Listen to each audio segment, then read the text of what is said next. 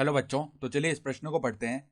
यदि a 1,2,-1 तथा b -1,0,1 दिए हैं तो ab को 1:2 के अनुपात में बाह्यतः विभाजित करने वाले बिंदु p के निर्देशांक होंगे। विकल्प a 1/3 1,4, विकल्प b 3,4, विकल्प c 1/3 3,4, और विकल्प डी इनमें से कोई नहीं। तो यहाँ पर देखो हमारे पास में दो बिंदु दिए हुए हैं और इन बिंदुओं को एक बिंदु P जो है वो 1:2 में बाह्य विभाजित कर रहा है, तो हमें P के निर्देशांक बताने। तो प्रश्न में आगे बढ़ने से पहले इस प्रश्न से संबंधित जो मुख्य उदाहरण है उसकी हम चर्चा कर लेते हैं। तो देखो मुख्य उदाहरण, यदि यदि बिंदु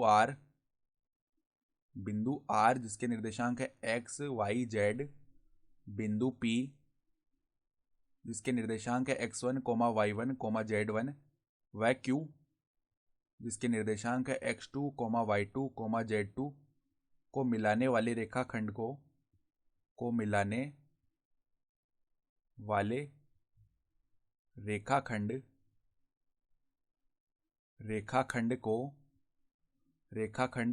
m/n में बाह्यतः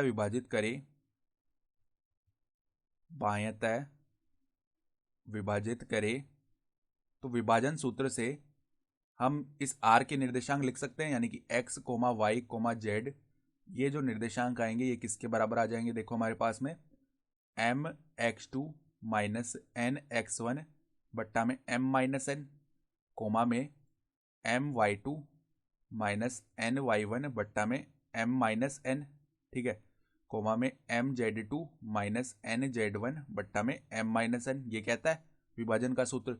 तो अब देखो हमारे पास में दो बिंदु भी दिए हुए हैं, अनुपात भी दिया हुआ है, तो अब निकाल लेते हैं। देखो बिंदु P के जो निर्देशांक है वो क्या आएंगे। देखो हमारे पास में बिंदु P के निर्देशांक क्या बनेंगे, यहाँ पर पहले mx2 करना है, यानी कि देखो m का मान 1 है और x2 का मान -1 है, ठीक है। तो -1 फिर माइनस में क्या आएगा, देखो n का मान 2 है, x1 का मान 1 है, तो माइनस में 2 आ जाएगा बट्टा में m-n, यानी कि 1 - 2 का मान -1 हो जाएगा, ठीक है। फिर देखो m का मान है 1, y2 का मान कितना है 0, तो यहाँ पे 0 आएगा। माइनस में देखो n का मान है 2 और y1 का मान है 2, तो 2 दूनी 4 और बट्टा में माइनस का 1 आ जाएगा।